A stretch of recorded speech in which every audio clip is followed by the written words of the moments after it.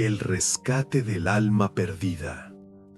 El aire gélido de la cordillera andina, en la remota provincia de La Plata, caía con el peso de la condena sobre la hacienda Las Cumbres. Este no era un dominio de olivos o caña de azúcar, sino un reino de piedra y oro, donde el caudal se extraía de las entrañas heladas de la tierra. El dueño, don Gabriel, marqués de Las Cumbres, era la encarnación de la fortuna maldita. A sus 46 años, don Gabriel poseía más ducados que el tesoro de la corona, pero su alma estaba momificada por la desconfianza. Una traición juvenil, cuando su prometida huyó con un capitán sin oro, pero con un corazón en llamas, había forjado en él la certeza amarga. El amor es solo la máscara de la ambición femenina. El notario me ha recordado, Gabriel, sentenció doña Leonor, la hermana de don Gabriel, una mujer de piadosa severidad y juicio inflexible. Si usted muere sin un heredero legítimo, la fortuna de las minas pasará al linaje de los Mendoza, y ese es un destino más lúgubre que la muerte. Don Gabriel asintió. La amenaza de los Mendoza, su linaje rival, y la codicia de su primo don Rodrigo eran los únicos verdugos que temía. Por ello, había accedido a desposarse, no por amor, sino por deber y escepticismo. Y en esa búsqueda fría, sus ojos se posaron en doña Isabela. Doña Isabela del Canto, de 22 años, era la flor marchita de un linaje honorable arruinado por la desidia del padre. Ella no tenía dote ni caudal, sino una belleza estoica, un rostro marcado por la pena de la deuda y una dignidad inexpugnable. Ella había aceptado la horca del matrimonio para salvar a su padre de la prisión de los acreedores. El encuentro inicial se celebró en la fría casona de La Plata. «Señorita», dijo don Gabriel, su voz seca y formal, «yo pagaré la deuda de su linaje antes de la boda. Yo le ofrezco seguridad y un tejado. A cambio, usted me ofrece su apellido y un heredero. Pero le advierto, mi corazón está cerrado. Solo la honestidad sin mácula me importa». «Y yo, marqués», replicó Isabela con una frialdad cortante, «yo le ofrezco el sacrificio de mi alma para pagar la deuda de mi padre. Yo no amo su oro y yo no espero su afecto. Yo le prometo la lealtad al linaje que usted me compra». El pacto de la miseria se firmó con la velocidad del rayo. Pero don Gabriel, el maestro del escepticismo, no podía entregar su fortuna a una mujer que no había pasado la prueba de fuego. Él concibió un plan diabólico, una farsa monumental que forzaría a Isabela a elegir entre el caudal y la fe. «Isabela», dijo don Gabriel, una tarde en el despacho, con una voz que helaba el alma, «antes de la boda, yo moriré». Isabela se quedó petrificada. «Marqués, ¿qué locura es esta?» «Es la locura de la verdad, Isabela. El testamento de mi abuelo exige que mi esposa sea heredera para asegurar el linaje. Yo fingiré mi muerte en las minas de Las Cumbres, un accidente trágico y sin testigos». Don Gabriel se levantó, su mirada de escepticismo clavó en ella.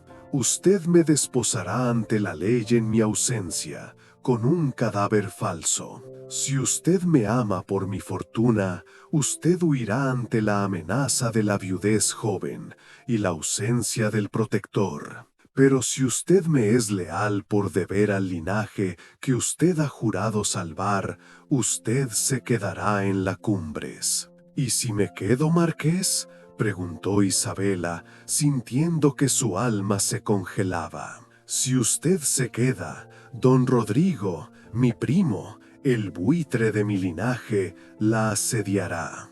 Él y doña Leonor la humillarán con la sospecha de la viuda negra que ha matado a su esposo por la fortuna. El vilipendio era la prueba de fuego. Y si usted sobrevive al deshonor y al vilipendio durante 6 meses, mi muerte será falsa. Yo regresaré, y usted me habrá demostrado que su honor es inmune a la traición y al oro. Isabela se tambaleó.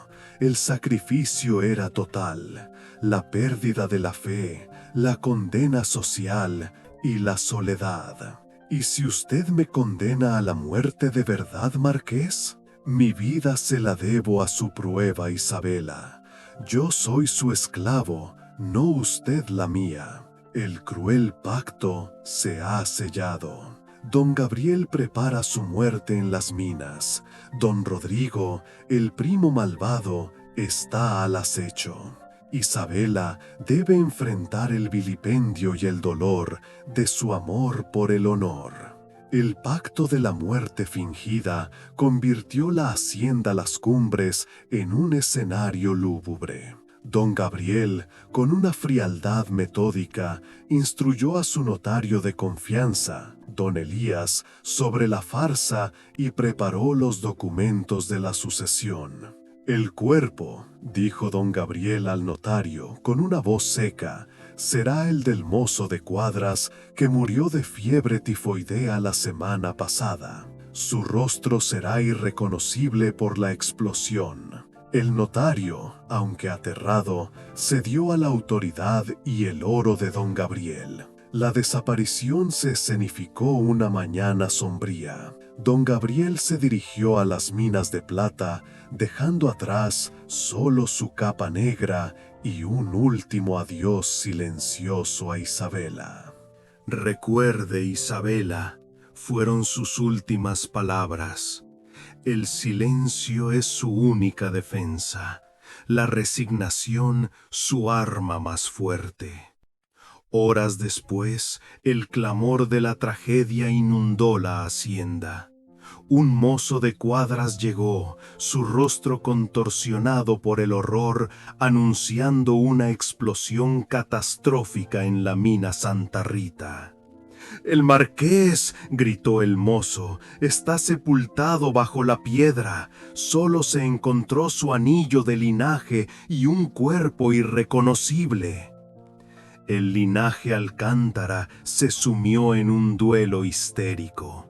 Doña Leonor, la hermana, se desplomó en el salón con un llanto teatral que honraba el decoro social.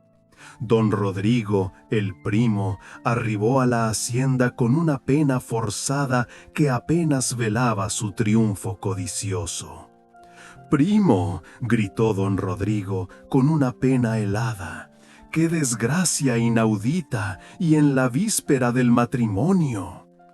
Don Rodrigo, maestro del escarnio, se dirigió inmediatamente a Isabela, la novia viuda. «Mi querida prima», siseó don Rodrigo con una sonrisa de víbora. «¡Qué destino cruel! Usted no ha tenido ni el sol de la boda ni el caudal del luto». «Yo he tenido la pena de mi deber, don Rodrigo», replicó Isabela con una frialdad glacial, «y yo honraré mi promesa de linaje». El funeral se celebró con la pompa lúgubre que la sociedad andina exigía. El féretro cerrado que contenía el cuerpo del mozo de cuadras fue el altar de la mentira de don Gabriel. Don Rodrigo, al ver el testamento del abuelo, sintió un rugido de triunfo. El testamento exigía que don Gabriel estuviera casado para heredar. Ahora la fortuna pasaría al linaje Mendoza y, por una cláusula de sangre, a don Rodrigo como albacea. Isabela, rugió don Rodrigo con una furia justiciera. Usted no es la viuda legítima. Usted es una usurpadora que intentó casarse con un muerto por el oro. Yo soy la viuda del deber, don Rodrigo, replicó Isabela, alzando su barbilla, y yo honraré mi promesa de linaje. Don Rodrigo, sin embargo, tenía el arma legal. Él y doña Leonor se dedicaron a humillar a Isabela con el juicio social. La viuda negra, siseaba doña Leonor en el salón principal. Ella ha condenado a mi hermano con su ambición. Su pena es falsa, su sonrisa es codicia. Isabela se encontró sola en la inmensidad de las cumbres. El duelo no era por el esposo que había perdido, sino por la soledad que la mentira le había impuesto. Isabela, la viuda forzada, debe enfrentar el asedio de don Rodrigo y el vilipendio social. El caudal de la hacienda está en juego y su única arma es el silencio y la dignidad. Los días de luto en la hacienda Las Cumbres no eran de pena, sino de guerra fría. Don Rodrigo, el buitre del linaje, se instaló en la casona con la autoridad del albacea forzado. Él y doña Leonor se dedicaron a hacer de la vida de Isabela un calvario de sospecha. Mi querida prima, siseaba don Rodrigo en la mesa con una sonrisa de víbora. El duelo es sagrado, pero la contabilidad de las minas es más sagrada aún. Yo, como albacea, debo supervisar el caudal para asegurar que la ambición de la viuda joven no lo dilapide. Isabela, con una frialdad imperturbable, respondió: Don Rodrigo, mi honor es mi única defensa. Yo he jurado lealtad al linaje, y yo mantendré la fortuna a salvo para el heredero legítimo. Pero don Rodrigo tenía el arma legal y el escudo social. Él congeló el caudal de las minas, dejando a Isabela a merced de su propia pobreza y la caridad de los siervos. La viuda negra come el pan de la servidumbre, gritaba doña Leonor, disfrutando de la humillación. Su luto es la máscara de la codicia. Isabela, sin embargo, no cedió. Ella había jurado lealtad y ella honraría su palabra. Ella se sumergió en los libros antiguos del despacho de don Gabriel, no por avaricia, sino por la necesidad de comprender la farsa y el caudal que su esposo había querido salvar. En las noches sombrías, sola en el dormitorio matrimonial que nunca compartió, Isabela se dedicaba a la penitencia de la contabilidad. Ella descubrió que don Gabriel, a pesar de su fortuna incalculable, tenía un secreto financiero que amenazaba su linaje más que los Mendoza. Un fraude de impuestos colosal orquestado por su padre. El linaje Alcántara se asienta sobre la mentira, murmuró Isabela, sintiendo que el aire se congelaba. Y don Gabriel me impuso esta prueba cruel para que yo redimiera la deshonra. El caudal de las minas no era solo oro, era una deuda moral con la corona. Si la viuda joven no pagaba la deuda en 6 meses, la hacienda Las Cumbres sería confiscada y el linaje se extinguiría en la infamia. Isabela, la doncella sin dote, se encontró ante un cadalso ético. Revelar el fraude al notario, lo cual la haría libre de la carga, pero condenaría la memoria de don Gabriel y el linaje a la infamia total. Ocultar el fraude y usar la fortuna oculta de don Gabriel, que ella descubrió por accidente en una cuenta secreta, para pagar la deuda y salvar la memoria del esposo. El sacrificio era total. Él había jurado lealtad al linaje, y ahora su lealtad exigía la traición de la verdad legal y el uso de un caudal que no le pertenecía. Isabela ha descubierto el secreto que amenaza el linaje Alcántara. Don Gabriel le impuso la prueba no para probar su amor por él, sino su lealtad al honor. Ella debe traicionar la ley para honrar la memoria del esposo. La hacienda Las Cumbres se convirtió en el altar del sacrificio moral de Isabela. Ella, la viuda del deber, se enfrentó a la disyuntiva cruel: justicia o lealtad. Su honor de huérfana le exigía la verdad desnuda, pero su promesa de esposa le imponía el silencio cómplice para salvar el apellido. «El caudal oculto», murmuraba Isabela, examinando la libreta de cuentas de don Gabriel, donde se detallaba una reserva secreta en el Banco de la Plata.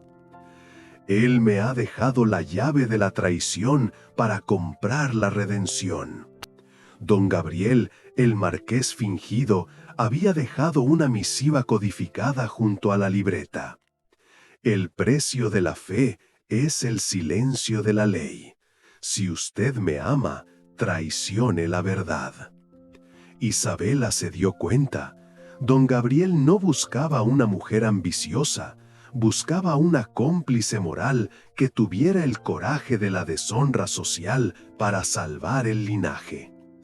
Ella tenía que sacrificar su propia honra para redimir el honor manchado de su esposo. La batalla se desató en la casona.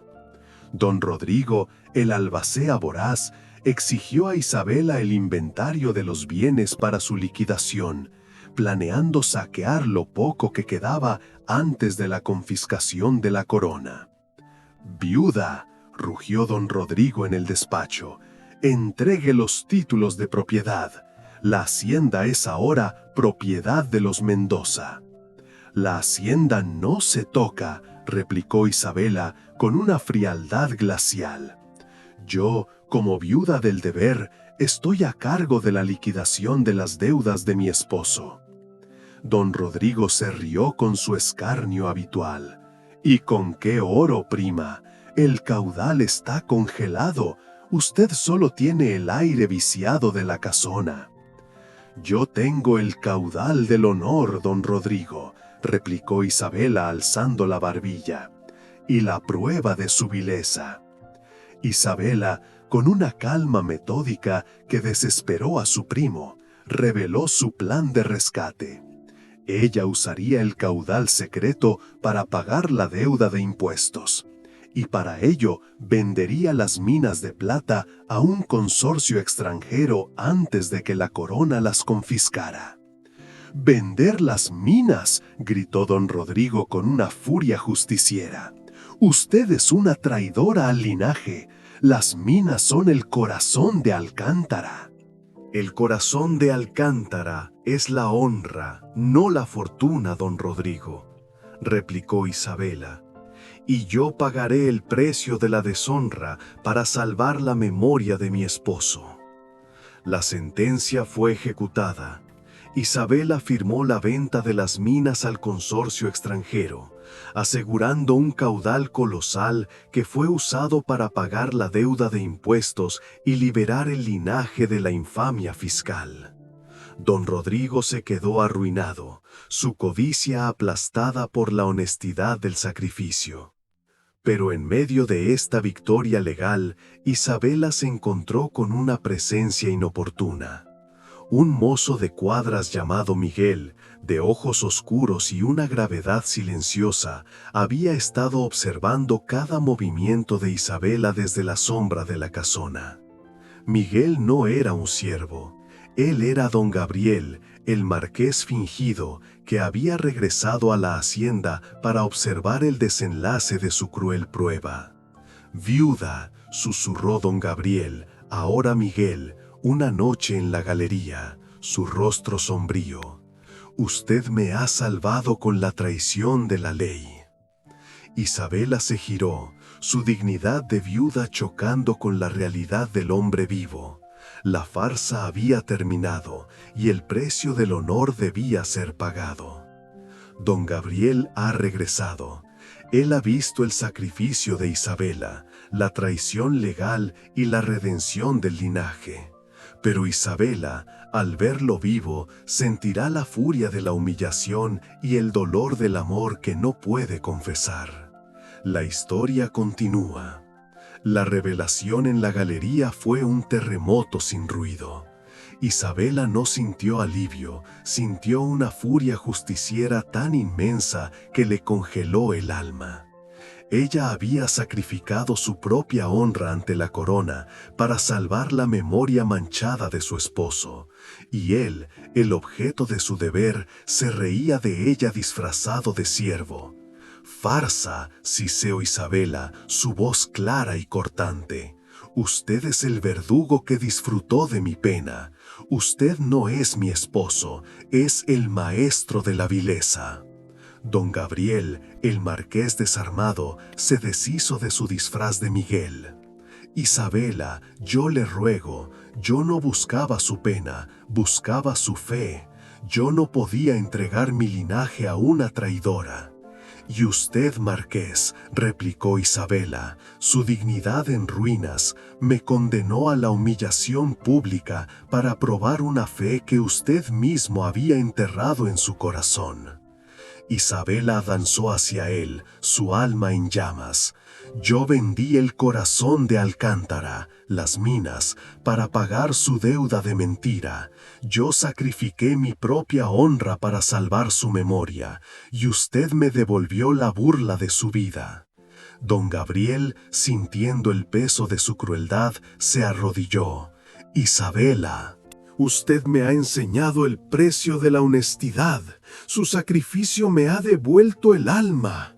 Yo le suplico. El sacrificio no se suplica, se honra, replicó Isabela, con una pena helada. Y yo no puedo honrar la crueldad. Isabela, con el último caudal de su dignidad, se dirigió a su alcoba. Ella dejó en el escritorio el anillo de compromiso que don Gabriel había dejado en el féretro y el pergamino del linaje que había salvado. «Yo me voy, marqués», dijo Isabela, su voz resonando con autoridad. «Usted ha ganado su caudal, yo he ganado mi libertad, y el precio de su escepticismo es la soledad eterna». Don Gabriel se quedó solo en la inmensidad de las cumbres. Él había encontrado la fe, y el precio era la pérdida del alma honesta que él había comprado. Isabela huye, dejando al marqués solo con su caudal y su arrepentimiento. Don Gabriel debe ahora enfrentarse al juicio social por su milagro y la furia de los parientes. El clamor del milagro inundó la provincia de La Plata. Don Gabriel, marqués de las Cumbres, había resucitado de las cenizas de la mina. El asombro, la fascinación y el escándalo se apoderaron de la alcurnia andina. ¡Un milagro de Dios!, gritaban los siervos, arrodillándose ante la casona. ¡Una farsa diabólica!, siseaba don Rodrigo, el primo, cuyo caudal de codicia se había esfumado en la venta de las minas. Don Gabriel, despojado de su disfraz de siervo, se enfrentó a la furia de la desconfianza. Don Elías, el notario, y doña Leonor, la hermana, exigieron la verdad. «Gabriel», rugió doña Leonor, su llanto teatral se había convertido en pena genuina. «Usted me ha condenado a la burla del luto falso. Usted ha deshonrado nuestro linaje con la mentira». «El linaje se había deshonrado antes, Leonor», replicó don Gabriel con una pena justiciera. «Se había deshonrado con el fraude fiscal que usted encubría y la codicia de Rodrigo». Don Gabriel, con una autoridad renovada, reveló la verdad parcial. que él había fingido su muerte para probar la lealtad de su nueva esposa y salvar el caudal de las minas de la codicia de Rodrigo. Él silenció el fraude de impuestos para proteger la memoria de su padre. «Yo soy el marqués», declaró don Gabriel, «y yo defiendo el honor de mi linaje. Don Rodrigo es un traidor y un ladrón que se aprovechó de mi luto. Don Rodrigo fue condenado al deshonor y expulsado de la hacienda. Doña Leonor se quedó, su alma en pena, pidiendo perdón por su ceguera. Pero la victoria de don Gabriel era amarga. Él había ganado el caudal y el linaje, pero había perdido el alma honesta de Isabela. «¡Viuda!», gritó don Gabriel. Su furia se había convertido en desesperación. «Usted me ha dado la fortuna, ahora devuélvame la fe». Isabela había huido a Córdoba, donde el sol del progreso prometía un nuevo olvido. Don Gabriel, el marqués redimido, no podía vivir con la carga de la desconfianza. Él se lanzó a su búsqueda silenciosa. «Yo la encontraré, Isabela», murmuró don Gabriel, su alma desnuda. «Y yo le pagaré el precio de su humillación con el único caudal que me queda, mi corazón sin escepticismo». Don Gabriel se lanza a la búsqueda de Isabela, la doncella que lo condenó con su honestidad. Su redención será el precio de su amor. El camino a Córdoba se convirtió en la penitencia impuesta a don Gabriel, marqués de las Cumbres. Despojado de su orgullo y su fortaleza de escepticismo, él viajó no con la pompa del noble, sino con la humildad del siervo que había sido. El silencio de Isabela era el látigo que castigaba su alma. Ella había huido a Córdoba, la ciudad de la verdad y la justicia, donde su padre, el licenciado, había ejercido su oficio. Don Gabriel sabía que solo la humillación total podría redimir su crueldad. «Yo la he perdido con mi mentira», murmuró don Gabriel a su notario, don Elías, quien lo acompañaba, mudo y cómplice. «Yo he condenado a su alma para salvar mi caudal». En Córdoba, don Gabriel encontró a Isabela en un humilde taller de caligrafía, el oficio de la honestidad que ella había retomado. Ella no buscaba la mendicidad, sino el trabajo honorable. «Isabela», dijo don Gabriel, entrando en el taller, su rostro sombrío, «yo he venido a pagar el precio». «El precio ha sido pagado con mi honor, marqués», replicó Isabela, con una frialdad glacial. «Yo soy libre de su escepticismo». Don Gabriel se arrodilló ante ella, el noble suplicando al siervo. «Yo le ruego, Isabela, yo no busco su perdón, sino su justicia. Yo firmaré la anulación de nuestro matrimonio. Yo le devolveré la libertad que usted me compró con el sacrificio de su alma». Isabela se conmovió. Él no solo suplicaba, él ejecutaba la ley en su contra. «¿Y qué hará con la hacienda y el linaje, marqués?». «Yo la entregaré a la corona, Isabela. Yo no puedo vivir con el caudal de la mentira». Isabela sintió que el corazón de obsidiana se rompía. Ella había sacrificado para salvar el linaje, y él, al destruir la fortuna, condenaba el honor que ella le había jurado. «No lo haga», gritó Isabela. «El linaje se salvó con mi sacrificio. Usted no deshonrará mi pena». Don Gabriel alzó la mirada, sus ojos de pena clavados en ella. «Yo no puedo vivir con la mentira», replicó don Gabriel. «Yo quiero la verdad, y la verdad exige que yo pague el precio». Isabela, viendo la sinceridad brutal en su alma, comprendió. Él buscaba la muerte para su viejo yo.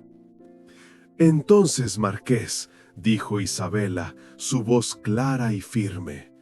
Yo le daré la justicia que usted busca. Yo no firmaré la anulación. Yo le exigiré que honre su deuda y viva. Isabela se niega a la anulación. Ella impone la justicia, de su amor sobre la ley de su escepticismo. El marqués debe vivir y pagar el precio. La negativa de Isabela a la anulación fue la última y más grande prueba para don Gabriel. Ella le había exigido que viviera, no con el caudal de la fortuna, sino con el peso de la redención. Usted vivirá, marqués, sentenció Isabela, su dignidad de doncella intacta, y usted pagará el precio al linaje que yo salvé. El precio fue el trabajo honesto. Don Gabriel regresó a las cumbres, pero no como el marqués indolente. Él despidió a los capataces corruptos y se sumergió en el trabajo manual en las minas. Él se convirtió en el siervo de su propia hacienda. Doña Leonor, la hermana, al ver el trabajo del siervo en el cuerpo de su hermano, sintió una vergüenza purificadora. Ella se dedicó a la caridad con los siervos, redimiendo el escepticismo de su alma. Isabela, la viuda del deber, se instaló en las cumbres, no como esposa, sino como la administradora de la justicia. Ella fiscalizaba cada moneda y cada pergamino, asegurando que el caudal fuera usado para el bien de la comarca. Don Gabriel, el marqués siervo, se acercó a Isabela una noche en el despacho, su rostro marcado por el sudor de la mina. Isabela, dijo don Gabriel, su voz clara y sin escepticismo, yo he pagado el precio. Yo he encontrado la fe que usted me legó. Y yo he encontrado el honor que usted me negó, marqués, replicó Isabela. Don Gabriel se arrodilló ante ella, el noble suplicando el afecto del siervo. Yo la amo, Isabela, yo la desposaré ante la ley y ante Dios, y yo seré el siervo de su alma.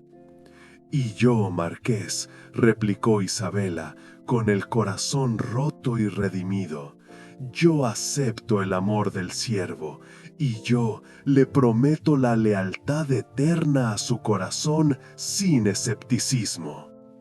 La boda se celebró en la capilla de las minas, con los siervos como testigos del milagro. El caudal de la hacienda fue entregado a una fundación de caridad que don Gabriel y Isabela fundaron para los hijos de la comarca. El marqués redimió su alma con el trabajo honesto. La doncella que fue humillada encontró el amor en el corazón del siervo.